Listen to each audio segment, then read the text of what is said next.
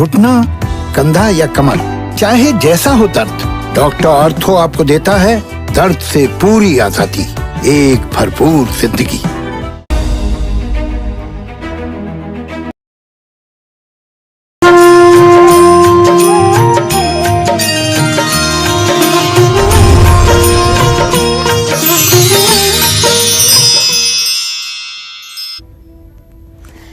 शुभ नवरात्रि जी, नमस्कार। आप देख रहे हैं नवरात्र स्पेशल की खास पेशकश। मैं हूं आपके साथ आशा झा और मेरे साथ प्रश्न कुंडली विशेषज्ञ पंडित सुरेश पांडे जी इस बेहद खास दिन पर एक बार फिर मौजूद हैं कार्यक्रम में। पंडित जी, बहुत बहुत स्वागत है आपका। ये नवरात्रि चमत्कारी है, ये नवरात्रि पुण्यदायी है, ये नवरात्रि भाग्यशाली है। पूरे नवरात्र देखिए काल चक्र स्पेशल शुभ नवरात्रि। जी हाँ, कल से चैत्र नवरात्र की शुरुआत हो रही है और इस नवरात्र किस्मत चमकाने वाली है ये नवरात्रि, माला माल कर देने वाली है ये नवरात्रि, पाप मिटाने वाली है ये नवरात्रि, रोग भगाने वाली है ये नवरात्रि और सुख संपदा दिलाने वाली है ये नवरात्रि। बस इसके लिए करनी होगी आपको सच्चे मन और मंगल मुहूर्त में मां अंबे की पूजा आराधना। इस नवरात्र के महा उपाय बना देंगे आपको माला माल और खोल देंगे आपकी किस्मत। ये जानने के लिए आप देखते रहिए नवरात्र स्पेशल काल चक्र। साथ ही अगर आपका बीच में कोई भी सवाल है, आप जैसा कि जानते हैं आप फोन लाइन खुल चुकी है, आप हमें फोन कर सकते हैं। नंबर नोट कर लीजिए, नीचे स्क्रीन पर लगातार ये नंबर फ्लैश भी होता है। नंबर है 0120665241 और अपनी चर्चा की शुरुआत करें उससे पहले आइए नजर आज के शुभ मुहूर्त पर डाल लेते हैं। पंडित जी, सबसे पहले शुभ मुहूर्त 12 अप्रैल 2021 दिन सोमवार। आज चैत्र कृष्ण पक्ष की अमावस्या तिथि सुबह 8 बजे तक थी और इस समय चैत्र शुक्ल पक्ष की प्रतिपदा तिथि शुरू हो चुकी है। रेवती नक्षत्र सुबह 11:30 तक रहेगा। इसके बाद अश्विनी नक्षत्र शुरू होगा। वैधृति योग दोपहर 2:28 तक रहेगा। इसके बाद विषुकुंभ योग शुरू होगा। आज सोमवती अमावस्या भी है और आज के कुछ अशुभ मुहूर्त भी हैं, जैसे राहु काल सुबह 7:30 बजे से 9 बजे तक, यमगंड काल सुबह 10:46 से 12:22 तक, गुलिक काल दोपहर 1:58 से 3:34 तक। इन समयों में ना तो किसी शुभ काम का शुभारंभ करें और ना ही यात्रा के लिए प्रस्थान करें। जय मां विंध्यवासिनी। हालांकि कल से नवरात्रि की शुरुआत हो रही है, लेकिन पंडित जी जैसा कि अभी शुभ मुहूर्त में देखा, आज भी दिन बहुत खास है। दिन खास है, लेकिन आज अमावस्या है। अच्छा। अमावस्या का मतलब कि उदया तिथि में अमावस्या है, तो आज जितने 12 बजे के बाद श्राद्ध वगैरह के कार्य हैं वो किए जाएंगे। अच्छा, ठीक है जी। और दान पुण्य का कार्य प्रातः काल किया जाएगा। लेकिन आज नवरात्र नहीं माना जाएगा, इसलिए कि प्रतिपदा मतलब अमावस्या वेदी प्रतिपदा कभी नहीं मानी जाती है। प्रतिपदा जब एक क्षण भी रहे तो उसी दिन प्रतिपदा मानी जाती है और कल प्रतिपदा दिन में 10:16 तक है, इसलिए नवरात्र का शुभारंभ कल से माना जाएगा। तो कल से नवरात्र की शुरुआत हो रही है और कल की तैयारी आज से। हर बार कालचक्र एक दिन पहले आपको हर एक उत्सव के पहले कार्यक्रम दिखाता है, कारण ये ताकि आप तैयारियां कर पाए। क्या इस नवरात्र आपको करना है? क्यों नवरात्र है ये खास? कौन से शुभ मुहूर्त में करनी है घट स्थापना? कौन से मंगल मुहूर्त में की गई पूजा दिलवाएगी आपको मां दुर्गा की असीम महाकृपा? आइए यही जानने की कोशिश करते हैं पंडित जी से। सबसे पहले तो पंडित जी, कल से जब शुरुआत हो रही है तो सबसे खास और सबसे बड़ी बात यह कि एक तो ये नवरात्र कितना खास होने वाला है और कितना महत्वपूर्ण ये 9 दिन रहने वाले हैं। पहली बात तो ये जान लो एक लाइन में, ये नवरात्र भुक्ति मुक्ति प्रदायिनी है। भुक्ति मुक्ति प्रदायिनी है। भुक्ति माने भोग, अच्छा, ऐसो आराम विलासिता को देने वाली। मुक्ति मतलब मोक्ष। केवल शक्ति ही वह शक्ति है जो भोग करते हुए भी मोक्ष को देती है। भगवान राम कहते हैं, सबकर ममता ताग बटोरी, ममऊर बसई बांधी बर डोरी। सब कुछ का त्याग करके केवल मेरे श्री चरणों में अपना पूरा मन लगा दो तो मैं तुम्हें अपना लूंगा। भगवान कृष्ण कहते हैं सर्वान धर्मान परित्यज्य माम एकम शरणम व्रज, सभी अवलंब और आधार को त्याग करके सिर्फ तुम मुझको भज। ठीक है, लेकिन माता का क्या उद्घोषणा है? भुक्ति मुक्ति प्रदायिनी, भोग करो बेटा मोक्ष दे दूंगी। इसीलिए अगर भारतवर्ष में कम से कम देखा जाए तो शक्ति उपासकों की संख्या सबसे ज़्यादा है। जितना ज़्यादा संख्या शक्ति उपासकों की है, इतना दूसरे किसी उपासना में लगे हुए लोगों की नहीं है। अच्छा, तो ऐसे में कल से विक्रम संवत 2078 प्रारंभ हो रहा है। ये सनातन धर्म का वर्ष का प्रारंभिक प्रथम दिन है। और अगर हम ये गर्व से कहें कि कल हमारे साल का पहला दिन है तो कोई बुरा नहीं होगा, क्योंकि कल ही हमारे साल का पहला दिन होगा। चैत्र अमावस्या के बाद जब चंद्रमा मेष राशि पर और अश्विनी नक्षत्र में प्रारंभ होकर 15वें दिन चित्रा नक्षत्र में समाप्त होगा, तो चित्रा नक्षत्र के कारण इस माह का नाम चैत्र रखा गया है। इस पूर्णिमा को चित्रा नक्षत्र होता है, इसी का नाम चैत्र रखा गया है। इस बार माँ दुर्गा का आगमन घोड़े पर हो रहा है। माँ दुर्गा इस बार घोड़े पर सवार होकर के आ रही हैं। ऐसे में इस नवरात्रि में कई ग्रहों में भी परिवर्तन होने वाला है। अगर देखा जाए तो कल नवरात्रि में कई ग्रहों का परिवर्तन होने वाला है। गणगौर, शीतला सप्तमी, हनुमान जयंती भी इसी नवरात्र में आएंगे। कल से चैत्र नवरात्रि शुरू हो रही है और माँ दुर्गा का आगमन इस बार घोड़े पर होने वाला है।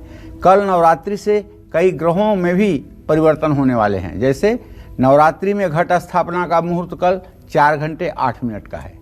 कलश स्थापना का मुहूर्त कल सुबह 6:08 से सुबह 10:16 तक है। इसके बाद आप अभिजीत मुहूर्त में भी घट स्थापना कर सकते हैं। अभिजीत मुहूर्त है सुबह 11:55 से दोपहर 12:45 तक। कल नवरात्रि पर राहु वृषभ राशि में, शुक्र सूर्य चंद्रमा मेष राशि में, बुध मीन राशि में, गुरु कुंभ राशि में, शनि मकर राशि में, मंगल मिथुन राशि में और केतु वृश्चिक राशि में स्थित हैं। नवरात्रि के दौरान कुछ ग्रहों के परिवर्तन भी होगा। 14 अप्रैल को सूर्य मेष राशि में स्थान परिवर्तन करेंगे। मंगल 14 अप्रैल को मिथुन राशि में प्रवेश करेगा। 16 अप्रैल को बुध मीन राशि से मेष राशि में जाएंगे। इस बार चैत्र नवरात्रि में कई शुभ योग बन रहे हैं। ऐसे में रवि योग 15, 16, 18, 21 और 22 अप्रैल को रहेगा। सर्वार्थ सिद्धि योग 11, 13 और 14 अप्रैल को, और अमृत सिद्धि योग 13 अप्रैल को और त्रिपुष्कर योग 19 अप्रैल को है। जय मां विंध्यवासिनी। पंडित जी, घोड़े पर बैठकर मां का आगमन होने वाला है और हर बार जिस प्रकार से आगमन होता है उसका एक खास प्रभाव होता है विश्व पर, समाज पर। घोड़े पर बैठकर आना शुभ है या कैसा? बहुत शुभ है। घोड़े पर, हाथी पर माता अगर सवार होकर के आती हैं तो बहुत अच्छा होता है। घोड़े पर सवार होकर आने का मतलब माता के होता है कि देश में सुख संपदा बढ़ेगी, लेकिन शुरुआती दिनों में थोड़ी सी परेशानियां भी रहेंगी। घोड़े का अंत अच्छा होता है। शुरुआत में थोड़ी सी दिक्कत होती है, जैसे घोड़े को थोड़ा समय ट्रेनिंग देने में मुसीबत होती है, उसी तरह से घोड़े पर सवार माता लगभग 1 महीने तक उतना अच्छा, उतना पॉजिटिव नहीं करती हैं जितना करना चाहिए। और हाथी पर आई हुई माता तो पहले दिन से ही सब कुछ अच्छा कर देती हैं। अच्छा। तो जो लोग घोड़े पर आने वाली माता का सत्कार करेंगे, स्वागत करेंगे, अपने घर को साफ सुथरा रख करके माता के वास की कल्पना करेंगे, उनके घरों में तो मंगल ही मंगल होगा, इसमें कहाँ दो राय है। और जो महिलाएं श्रृंगार करके 9 दिन का व्रत करेंगी और माता की उपासना करेंगी, अपने परिवार के कल्याण के लिए माता से याचना करेंगी, निसंदेह उनके घर में सुख समृद्धि रहेगी ही रहेगी। कल व्रत का दिन भी खास है। व्रत कल से ही व्रत का दिन प्रारंभ हो रहा है। सामर्थ्य हो तो 9 दिनों का व्रत करना चाहिए। अगर न सामर्थ्य हो तो परिवार और अष्टमी का व्रत कर लेना चाहिए। मतलब पहला और अष्टमी। हाँ। और अगर व्रत करने का तरीका क्या हो पंडित जी? व्रत करने का तरीका ये है, व्रत का मतलब इंद्रिय संयम।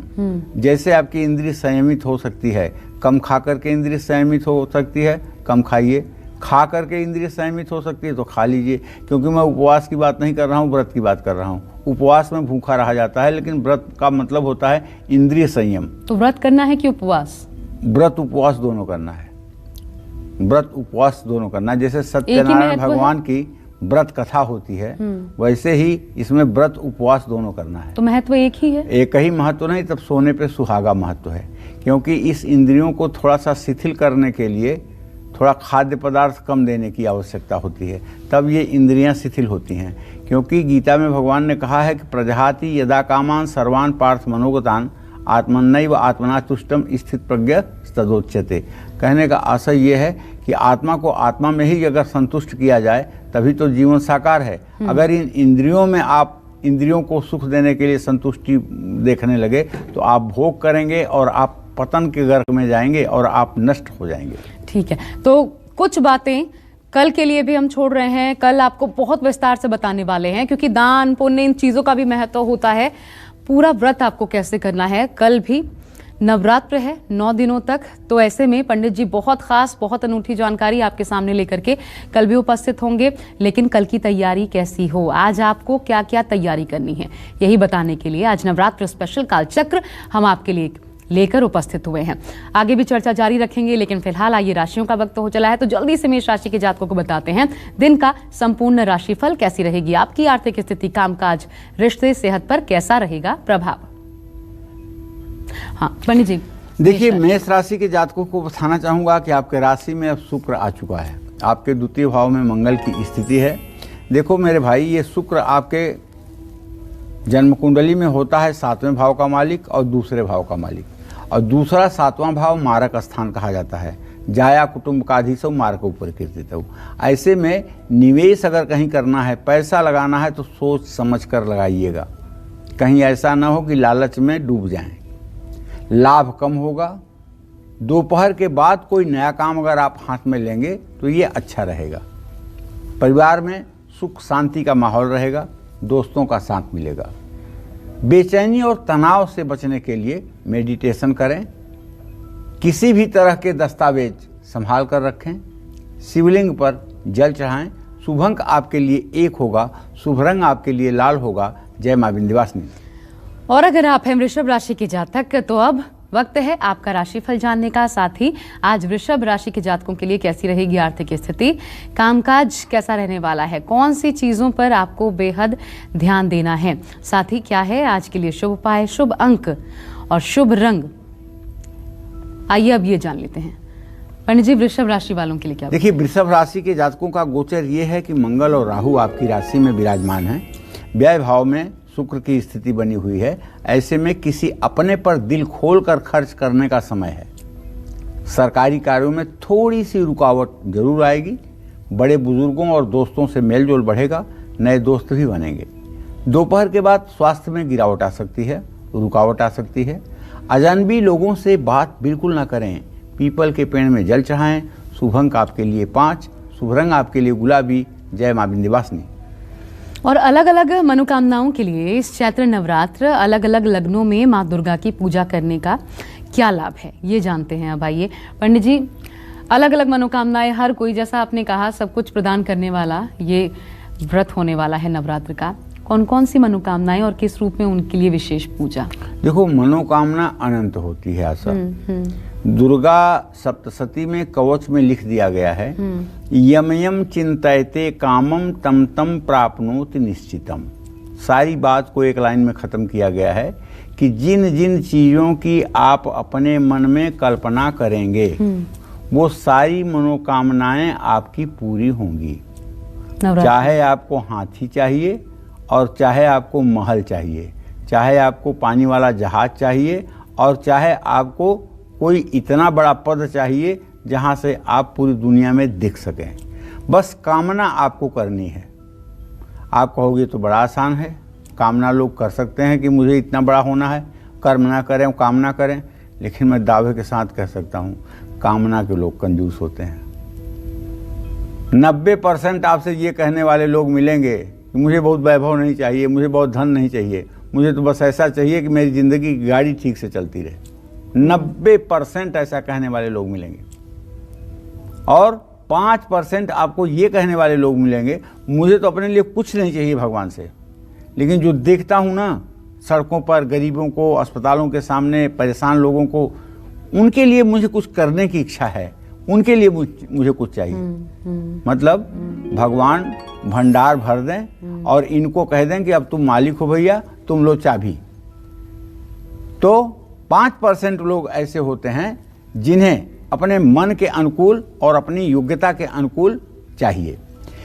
देखिए, अब स्थिर लग्न की बात कर रहा हूं। स्थिर लग्न बहुत महत्वपूर्ण होती है। जैसे वृषभ राशि, सिंह राशि, वृश्चिक राशि और कुंभ राशि, ये 4 लग्न स्थिर लग्न कहलाते हैं। शुभ कार्य हो, पूजा पाठ हो, उसमें ये लग्न होना जरूरी है, स्थिर लग्न इसको कहते हैं।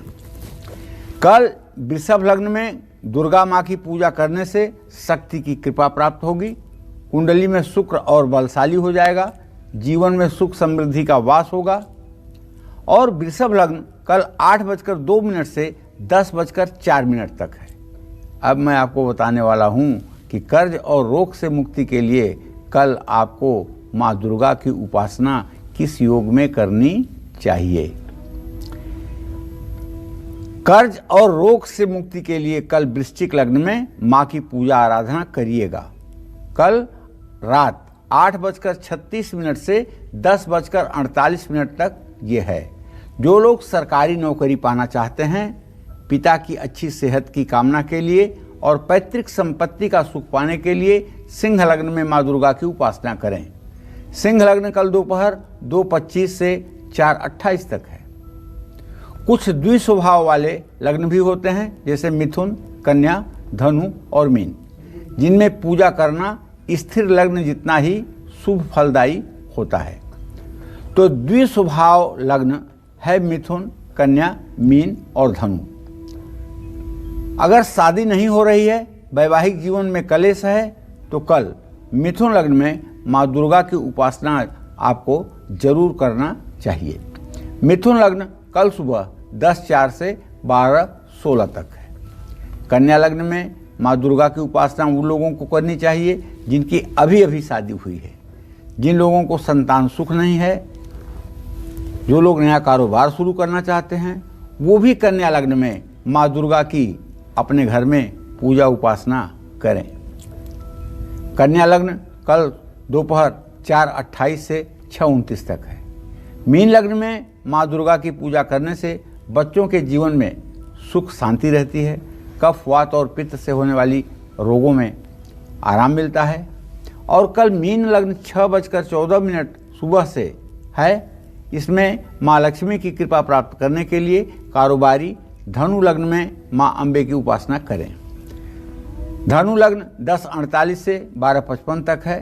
चर लग्न में कभी भी माँ दुर्गा की उपासना या कोई शुभ कार्य नहीं करना चाहिए। चर लग्न है मेष, मकर, कर्क और तुला। और अब चलिए बढ़ते हैं आगे, और अब जल्दी से बात मिथुन राशि के जातकों की कर लेते हैं। आगे भी नवरात्र स्पेशल में कुछ खास जानकारियां आपको पंडित जी देते रहेंगे, लेकिन अभी पंडित जी मिथुन राशि वालों के लिए आज दिन कैसा रहेगा? देखो, मिथुन राशि का गोचर इस नवरात्र में ये शुरू होने वाला है कि चंद्रमा की स्थिति अभी तो मीन राशि में है, लेकिन कुछ घंटों के अंदर ये मेष राशि में चंद्रमा शुक्र के साथ गोचर करना शुरू करेगा। तो आज मिथुन राशि के जातकों को कहीं न कहीं से उनका रुका हुआ पेमेंट मिलने की संभावना है, और पेमेंट मिलने से नवरात्र आपका बहुत सुखमय हो जाएगा। आपके कारोबार में वृद्धि का योग बना हुआ है, काम में सफलता भी मिलेगी, दोस्तों के साथ घूमने का भी अवसर मिलेगा। बुखार या खांसी जुकाम हो सकता है, कोई गलत काम ना करें वरना बड़े विवाद में फंस जाएंगे। चांदी की कोई चीज़ अपने पास रखें। शुभ अंक आपके लिए 6 है, शुभ रंग आपके लिए हरा है। जय मां विंध्यवासिनी। और कर्क राशि वालों का आज कैसा बीतेगा दिन, कैसे आपके सभी काम बनेंगे, किन उपायों के साथ? पंडित जी, कर्क राशि वालों के लिए उपाय क्या है? देखिए, कर्क राशि का गोचर तो ये है आशा कि सूर्य, चंद्रमा और बुध तीनों भाग्य स्थान में गोचर कर रहे हैं, और अभी कुछ देर तक चंद्रमा गोचर करता रहेगा, और वो कर्क राशि का स्वामी है। ऐसे में अगर देखा जाए तो मीन के नवांश में भी बृहस्पति है, तो कारोबारियों को तो रुका हुआ पेमेंट मिलना ही मिलना है। जो व्यवसायी हैं, अगर उनका कहीं पेमेंट रुका हुआ है और उसमें परेशानी हो रही है, वो पेमेंट मिलने का योग बना हुआ है। किसी भी काम में अगर आपका भाग्य साथ नहीं दे रहा है तो आपको धैर्य रखना चाहिए, भगवती दुर्गा की आराधना करनी चाहिए। आज के बाद कल से आपका अच्छा होना शुरू हो जाएगा। बच्चों को लेकर के परेशानी बढ़ सकती है, उनके एडमिशन को लेकर के, उनके सेहत को लेकर के, इसलिए आलस्य बढ़ेगा, पेट में दर्द की शिकायत हो सकती है। किसी के साथ भेदभाव बिल्कुल ना करें, संयम बरतें। चंदन का तिलक माथे पर लगाएं। शुभ अंक आपके लिए 9 है, शुभ रंग आपके लिए नारंगी है। जय मां विंध्यवासिनी। कल से चैत्र नवरात्र शुरू हो रहे हैं और ऐसे में पंडित सुरेश पांडे जी आपको नवरात्र से जुड़ी सबसे सही, सटीक और असरदार जानकारियां दे रहे हैं आज कार्यक्रम में। अपनी चर्चा को चलिए अब आगे बढ़ाते हैं, बात करते हैं फूलों की। अलग अलग देवियों को अलग अलग फूल अर्पित करने से आपको क्या लाभ मिलेगा, साथ ही इस नवरात्र देवी पूजन में कैसे फूल बिल्कुल ना चढ़ाएं, किन प्रकार के फूलों को चढ़ाना शुभ नहीं माना जाता है, पंडित जी से ये जान लेते हैं। पंडित जी, क्योंकि अलग अलग रूप माँ के, और किस रूप को कौन सा फूल पसंद है? देखिए, अलग अलग देवियों को अलग अलग प्रकार के अगर पुष्प अर्पित किए जाएं तो उससे अलग अलग मनोकामना भी पूरी होती है। जैसे माँ दुर्गा को मोगरा, गुड़हल, बेला का फूल अर्पित करें। जानते हैं, इसमें गुड़हल जो है, इसकी कली जब पेड़ में लगी हो और फूल न बनी हो तभी आप इसको तोड़ लीजिए और इसकी माला बना लीजिए। 27 फूलों की माला बनाइए या 108 फूलों की माला बनाइए और किसी प्राण प्रतिष्ठित मूर्ति में ये माला लगा दीजिए। आप देखिएगा 2 घंटे बाद वो पूरी माला, जो आपको एक डोरी दिख रही थी, वो पूरी फूलों से सुसज्जित माला हो जाएगी। और जब माँ के ऊपर वो फूल खिलेंगे तो आप समझ लीजिए कि आपका दरिद्र क्षण भर में दूर हो जाएगा।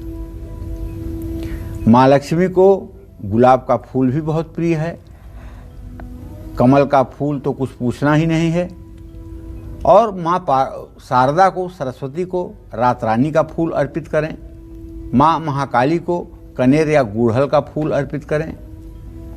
रेणुका माता को बकुल का फूल अर्पित करें। माँ वैष्णो देवी को रजनीगंधा का फूल अर्पित करें। माँ विंध्यवासिनी को कमल का फूल अर्पित करें और माँ भवानी को केवड़ा, बिल्वपत्र, कदम्ब, अमलतास या कमर के फूल अर्पित करें। श्री अम्बा माता को पारिजात का फूल अर्पित करें और माँ सरस्वती को स्वस्तिक फूल अर्पित करें। सफ़ेद गुलाब अर्पित करें, सफ़ेद कनेर अर्पित करें, पीले गेंदे के फूल अर्पित करें। और देवी माँ की उपासना में चंदन, गुलाब, मोगरा, केवड़ा, चंपा, चमेली, जूही, खस, रात रानी के फूल भी प्रयोग में लाए जा सकते हैं। ये फूल अगर ना मिले तो इस सुगंध वाली धूप भी इस्तेमाल की जा सकती है। इस सुगंध वाले इत्र का भी प्रयोग किया जा सकता है। देवी पूजन में कैसे फूल न चढ़ाएं? अपवित्र स्थल पर उगे हुए फूलों को देवी पर ना अर्पित करें। पृथ्वी पर गिरे हुए फूल, ऐसे फूल जिनकी गंध चली गई है, वो भी देवी को भूलकर ना चढ़ाएं। बाएं हाथ से फूल अर्पित ना करें। फूल सूंघने के बाद भूल करके भी देवी को अर्पित न करें। दूसरों के कष्ट देकर और अप्रसन्न करके लाए हुए फूल भी देवी को ना चढ़ाएं। इन बातों का ध्यान रखिएगा। और इसके बाद सबसे बड़ा फूल क्या होगा? सबसे बड़ा फूल होगा, वैसे शंकराचार्य ने क्या चढ़ाया ये बताऊं आपको। कहलारोत्पल नाग के सरोजाख्यावली मालती मल्ली कैरव के सकादि कुसुमयी रक्ताशुमाराध भी पुष्पै माल्य भरेण वै सुरभिणा नाना रस स्रोतसा ताम्रम भोजन निवासिनीं भगवतीं श्री चंडिकां पूजे। ये पुष्प चढ़ाए जाते हैं दुर्गा को। तो अब सबसे उत्तम उच्च कोटि का कौन सा फूल आप चढ़ाएंगे जिससे माँ एक बार में ही आपके ऊपर अपना सारा आशीर्वाद दे देगी? वो फूल है कमल का फूल। और प्रत्यक्ष कमल का फूल नहीं, वो मानसिक कमल का फूल। दुर्गा जी के सामने बैठकर दोनों हाथों को फैलाओ और आवाहन करो कि आपके हाथ में एक सोने का फूल आ रहा है जिसका रंग सुनहला है, 8 पंखुड़ियों वाला। ये कमल का फूल आपके हाथ में अत्यंत शोभायमान हो रहा है और सामने कमल वासिनी माँ महालक्ष्मी के श्री चरण दिखाई दे रहे हैं उन्हीं श्री चरणों में ये पुष्प ले जाकर के आप अर्पित कर रहे हैं। अगर मानसिक पूजा का एक पुष्प आपने भगवती के श्री चरणों में अर्पित कर दिया तो मैं दावे के साथ कह सकता हूं कि आपकी पूजा साकार हो गई। बहुत ज़्यादा टंट घंट करने से, बहुत ज़्यादा दिखावा करने से, भगवती भाव की भूखी हैं। भगवती भाव की भूखी हैं, क्रियाग्राही नहीं हैं, भावग्राही है। भाव ही विद्यते देवा, और भावना में ही देवताओं का वास होता है। इसलिए एक फूल रोज कमल का, और वो भी सोने का 8 पंखुड़ियों वाला, माँ दुर्गा के श्री चरणों में जरूर अर्पित कीजिएगा। और चाहे जो जितना आप ज़्यादा कर, देखिए ज़्यादा तो करना चाहिए। ज़्यादा क्यों करना चाहिए? भगवान कृष्ण ने अर्जुन को बहुत उपदेश दिया, तो अर्जुन काफ़ी कंफ्यूज हो गए। तो अर्जुन ने भगवान से पूछा कि हे भगवान, जो लोग आपको परम श्रद्धा से आपके साकार स्वरूप का, आपके मूर्ति का, आपके साकार स्वरूप का, आपके रूप का चिंतन करते हैं, वो लोग आपके लिए ज़्यादा अच्छे हैं कि वो लोग ज़्यादा अच्छे हैं जो आपके निराकार ओंकार स्वरूप की उपासना करते हैं, वो आपके लिए ज़्यादा प्रिय है? तो भगवान कहते हैं कि देखो, श्रद्धया पर्योपेतास्ते युक्त तमामता, जो लोग श्रद्धा से मुझे साकार रूप से पूजते हैं उनको मैं योग्य भेदता मानता हूं, और जो लोग मुझे निराकार रूप में पूजते हैं, अव्यक्त रूप में पूजते हैं, उनका मार्ग कठिन है। लेकिन ऐसा नहीं है कि वो अच्छा नहीं है। तो आप साकार रूप में ही भगवती की उपासना करते हुए, और सुंदर कमल का फूल, एक कमल का फूल तो बनता है क्षमा प्रार्थना करने के बाद माँ के चरणों में अर्पित करने के लिए। आप देख लीजिएगा, आपका व्रत भी सफल हो जाएगा, आपकी मनोकामना भी पूरी हो जाएगी। और अगर आपको ये लगता है कि आप इतनी पूजा उपासना करते हैं, इसके बाद भी आपकी स्थिति नहीं बदल रही है, परेशानियां जहां की तहां खड़ी हैं, रास्ता नहीं दिख रहा है, तो इस नवरात्र शुरू करिए माँ को एक कमल का फूल चढ़ाना, और 365 दिन मन में कमल के फूल की कल्पना करके माँ के श्री चरणों में अर्पित करना शुरू करिए। आपका जीवन बदलेगा। हम आगे भी ये बेहद खूबसूरत चर्चा जारी रखेंगे, लेकिन उससे पहले राशियों का वक्त है एक बार फिर। तो आइए अब सिंह राशि के जातकों को बताते हैं दिन का राशिफल आज कैसा रहेगा, आपका पूरा दिन कैसे बनेंगे इनके काम। पंडित जी, सिंह राशि वालों, देखिए, सिंह राशि के जातकों को बताऊं कि आपके इस समय सप्तम भाव में बृहस्पति आपके राशि पर गोचर में दृष्टि दे रहा है। अचानक धन लाभ होने की संभावना तो बन गई है, क्योंकि आपके धनेश बुध अपने धन भाव को देख रहे हैं। कामकाज शुरू करने के लिए दिन अच्छा है, इसमें भी कोई डाउट नहीं है। हाँ, एक बात जरूर कहना चाहूँगा कि आपके पंचम भाव में बृहस्पति का घर है धनु, और उसका स्वामी बृहस्पति इस समय सप्तम भाव में है। इसलिए बच्चों की हर जिद को पूरा करना बुद्धिमानी नहीं होगी, उन्हें समझा करके आप रोक भी सकते हैं। स्वास्थ्य की अनदेखी ना करें और ज़्यादा एक्सरसाइज ना करें। अविचारी और अनैतिक कदम ना उठाएं। किसी ज़रूरतमंद की मदद करें, भूखे को भोजन कराएं। शुभ अंक आपके लिए 3 होगा, शुभ रंग आपके लिए क्रीम होगा। जय मां विंध्यवासिनी। और अगर आप हैं कन्या राशि के जातक तो चलिए अब आपको बताते हैं दिन का आपका राशिफल। आज आपकी आर्थिक स्थिति कैसी रहेगी, कामकाज, रिश्ते और सेहत पर कैसा रहेगा प्रभाव। साथ ही आज क्या है आपके लिए शुभ उपाय, शुभ अंक और शुभ रंग। पंडित जी, कन्या राशि के जातकों को बताना चाहूंगा कि अभी अभी बुध, चंद्रमा, सूर्य की दृष्टि आपके राशि पर पूर्ण रूपेण बन रही है। आपके पंचम भाव में शनि और भाग्य स्थान में मंगल राहु के साथ गोचर कर रहा है। एक बात तो आपके लिए बहुत ही पॉजिटिव है, वो ये कि अगर आप व्यवसायी हैं तो आपका रुका हुआ पैसा मिल जाएगा। अचानक धन लाभ की स्थिति बनेगी, आपकी टेंशन खत्म हो जाएगी। नई साझेदारी के लिए समय अच्छा है, घर का माहौल भी अच्छा रहेगा और माँ का सहयोग और आशीर्वाद भी आपके साथ रहेगा। दोपहर के बाद जब ये चंद्रमा गोचर बदलेगा तो थोड़ी सी सेहत में गिरावट आएगी। किसी भी चीज़ के बारे में ज़्यादा न सोचिए, वरना तनाव बढ़ेगा। माँ लक्ष्मी को गुलाब का फूल अर्पित करें। शुभ अंक आपके लिए 8 होगा, शुभ रंग आपके लिए हरा होगा। जय मां विंध्यवासिनी। और पंडित जी, अभी क्योंकि एक प्रश्न दर्शक का आया है, जो लोग लाइव देख रहे हैं उनमें से, क्या शायद प्रश्न उनका ऐसा हो क्योंकि अधूरा है, वो ये पूछना चाह रहे हैं कि हल्दी का प्रयोग किया जा सकता है खाने में, शायद बिना नमक के अगर वो बनाए तो क्या उसमें हल्दी डाला जा सकता है? डाला जा सकता है, लेकिन हल्दी डालना नहीं चाहिए। पूजा उपासना के कार्यक्रम में हल्दी जो है डालना नहीं चाहिए, लेकिन अगर हल्दी डालते हैं तो कोई दोष नहीं है। अच्छा, हल्दी का प्रयोग होता है तो कोई दोष नहीं है, दूसरे किसी मसाले का उपयोग नहीं होना चाहिए। ठीक है, अब चलिए बढ़ते हैं आगे। और नवरात्र के पहले, दूसरे, तीसरे और चौथे दिन आपका किस दिशा की ओर मुख करके माँ दुर्गा की उपासना बहुत महत्वपूर्ण है। पंडित जी, हमेशा तो आप बताते हैं पूर्व दिशा की ओर मुंह करके पूजा करनी चाहिए, लेकिन अलग अलग रूपों में किस किस दिशा की पूजा शुभ है?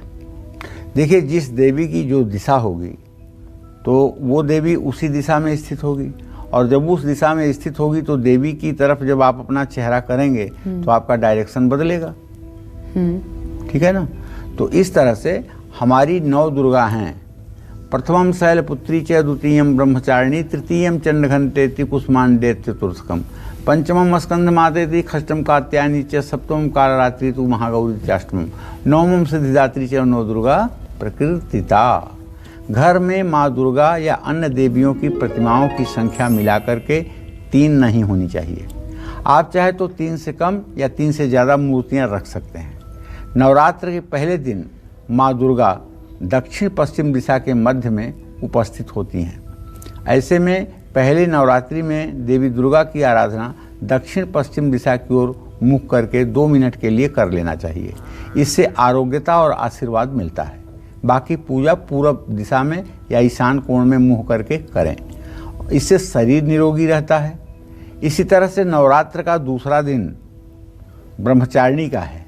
माँ दुर्गा की उपासना उत्तर पूर्व दिशा की ओर मुँह करके कर लेना चाहिए। ऐसा करने से मस्तिष्क की उर्वरा शक्ति बढ़ती है और मस्तिष्क का शुद्धिकरण होता है, मन शांत रहता है और आयु भी बढ़ती है। नवरात्र के तीसरे दिन जो चंद्रघंटा माँ का दिन है, माँ दुर्गा की पूजा दक्षिण पूर्व दिशा की ओर मुँह करके करना चाहिए। ऐसा करने से हर दुख से मुक्ति मिलती है। नवरात्रि के चौथे दिन माँ दुर्गा की उपासना उत्तर पश्चिम दिशा की ओर मुँह करके करनी चाहिए। ऐसा करने से घर में धन और अन्न की कभी कोई कमी नहीं रहती है। पूजा करने वालों को लंबी आयु, यश, बल और आरोग्यता प्राप्त हो, बुद्धि का विकास हो तो और निर्णय करने की शक्ति बढ़े, तो इन सब चीज़ों को देखते हुए भगवती की उपासना करें। देखिए, मैं अपने सभी दर्शकों से एक बात कहना चाहता हूँ। कर्मकांड जो है दुधारी तलवार है। सीधी चलती है तो दुश्मन को मारती है, उल्टी चलती है तो अपना ही गला काटती है। जैसे अज्ञानी सब हो सकते हैं, ऐसा नहीं है कि सब कोई पूर्ण है, लेकिन अपूर्णता कोई बुरी बात नहीं है, न सीखना बुरी बात है। जैसे आप कवच का पाठ अक्सर करते हैं, कवच का मंत्र आपको याद हो जाता है। कभी आप हवन कर रहे हैं तो कवच के मंत्रों को भी बोलकर आपने हवन कर दिया, तो ये सर्वनाश का संकेत है। अंधकासुर ने कवच से हवन किया था, उसका पूरा कुल नष्ट हो गया। कभी भूल करके कवच के एक मंत्र से कोई भी दर्शक हवन न करें, ये मेरा आप लोगों से आग्रह है, निवेदन है। दूसरी बात, इन नवरात्रों में कभी छोटी कन्याओं को ना तो डांटें, ना गुस्सा करें और ना उन्हें तिरस्कृत करें। ये बात भी ध्यान रखने योग्य है। और स्वयं, चाहे आपकी पत्नी हो, चाहे माँ हो, चाहे बहन हो, सबके प्रति आपके दृष्टिकोण सरल और सहज होने चाहिए। और चलिए अब बढ़ते हैं आगे। बात है तुला राशि के जातकों की। आपका राशिफल, साथ ही कैसा बीतेगा आज आपका पूरा दिन। पंडित जी, तुला राशि वालों के लिए दिन कैसा है? देखो, तुला राशि का गोचर आशा ये है कि शुक्र की पूरी दृष्टि बन रही है। अब जब शुक्र की दृष्टि बनेगी तो मनोरंजन पर तो खर्च करेंगे।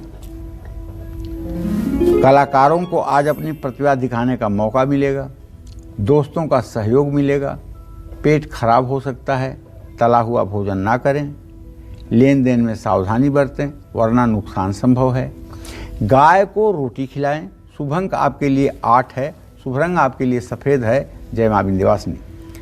और नवरात्र के 5वें, 6ठे, 7वें दिन आपको किस दिशा की ओर मुख करके माँ दुर्गा की पूजा उपासना करनी चाहिए?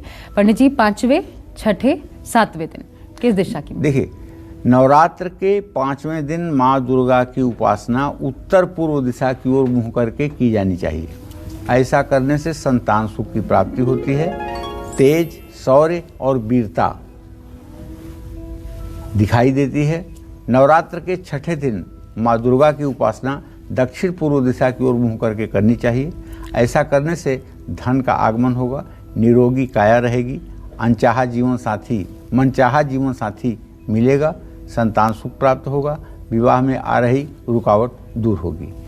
नवरात्रि के 7वें दिन माँ दुर्गा की उपासना दक्षिण दिशा की ओर मुँह करके करना चाहिए, इसलिए कि महाकाली का चिंतन है।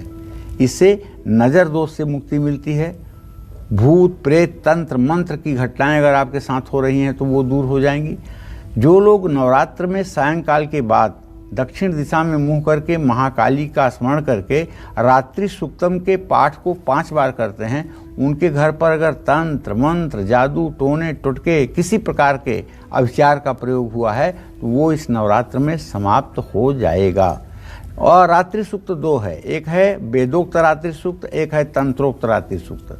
वेदोक्त रात्रि सूक्त को हो सकता है कि पढ़ने में आपसे अशुद्धि हो जाए, इसलिए रात्रि सूक्त जो तंत्रोक्त है, विश्वेश्वरी जगद्धात्री स्थित संहार कारणिम निद्राम भगवती विष्णु रतुलाम तो इससे प्रभु ब्रह्म उवाच तुम स्वाहा तुम सुधा तुम ही वखटकार स्वरात्मिका। इस तरह से 5 बार अगर रात्रि सूक्त का पाठ करेंगे तो जादू टोना तंत्र मंत्र नज़र और हर प्रकार के उपद्रव से आपके और आपके परिवार की रक्षा होगी। रोग और शोक से मुक्ति मिलेगी। नवरात्रि के 8वें और 9वें दिन दक्षिण पश्चिम दिशा की ओर मुँह करके भगवती का आवाहन करना चाहिए। इससे जीवन के हर कष्ट दूर होते हैं और माँ का आशीर्वाद मिलता है। मृत्यु के भय से मुक्ति मिलती है। भय जब तक किसी के शरीर में है, डर जब तक किसी के शरीर में है, तब तक वो आदमी ना तो पूर्ण हो सकता है और ना ही भगवान का भक्त हो सकता है।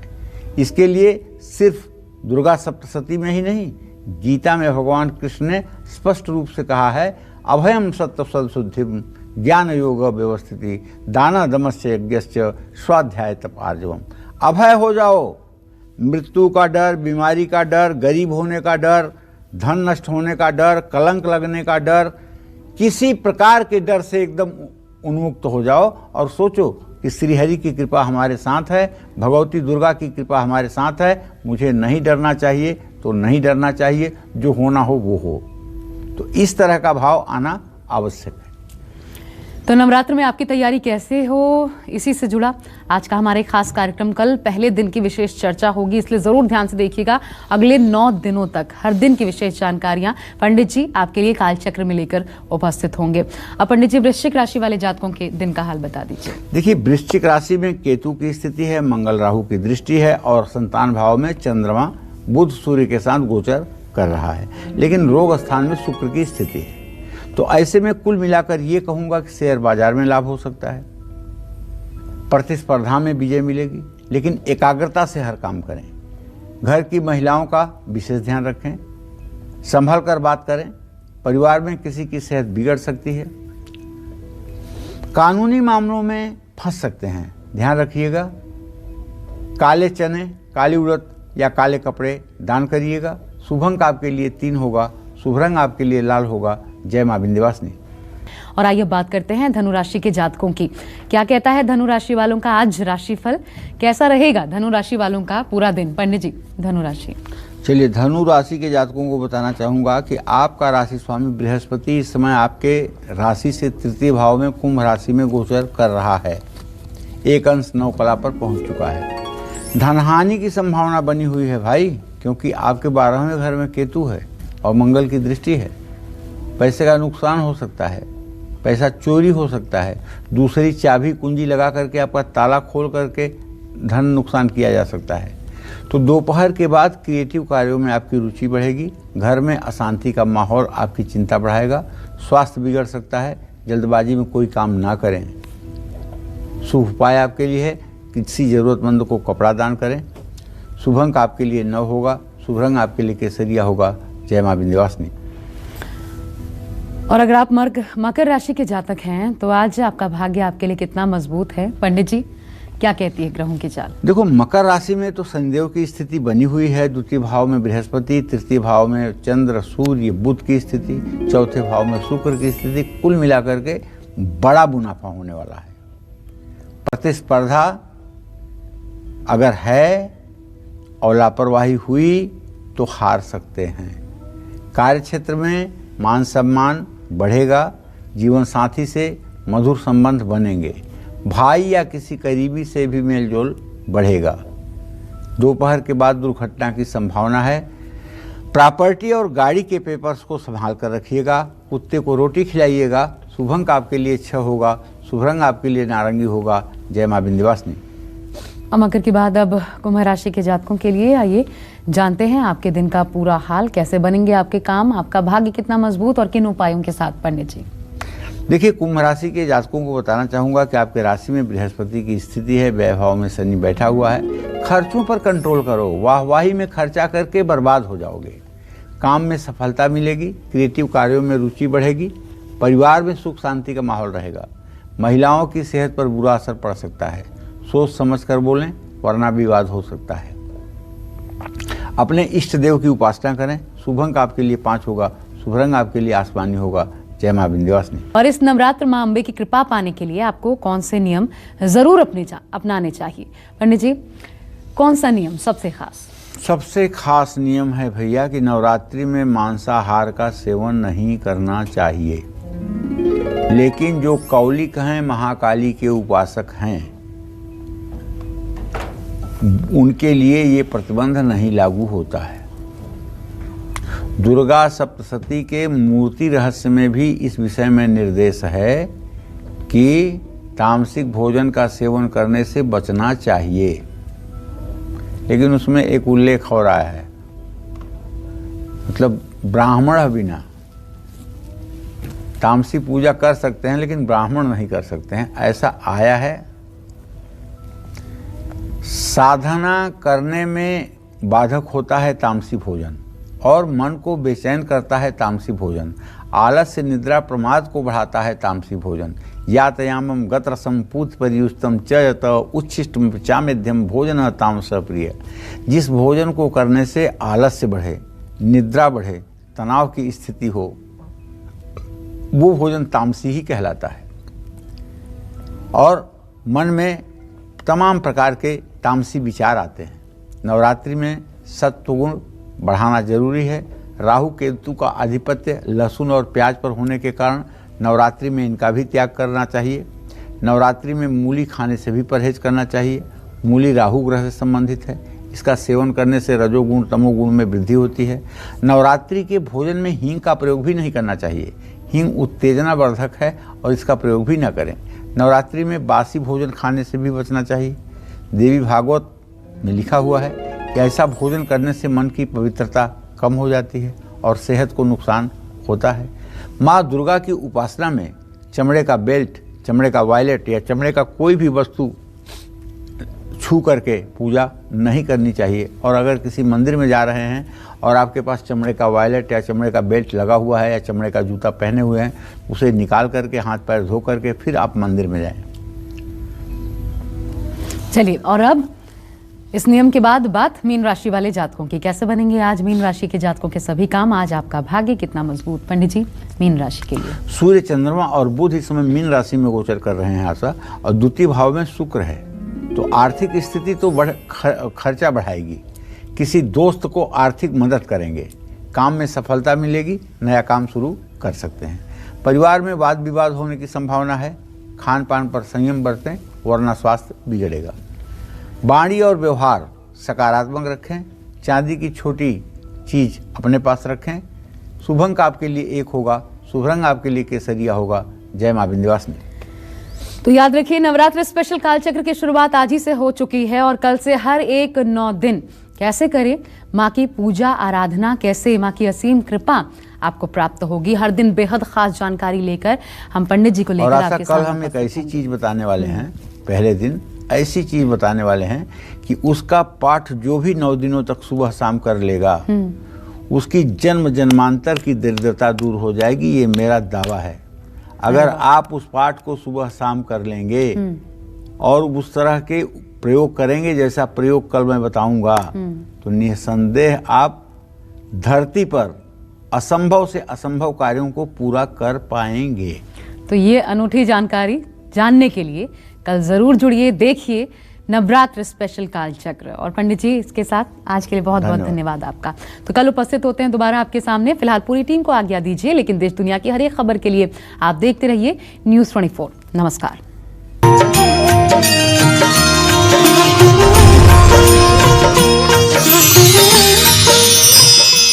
खास जड़ी बूटियों से बना पेट सफा आयुर्वेदिक चूर्ण आज ही ले आएं। पेट सफा पहली रात से ही असर दिखाता है और इसकी आदत भी नहीं पड़ती। पेट सफा, हर रोग दफा।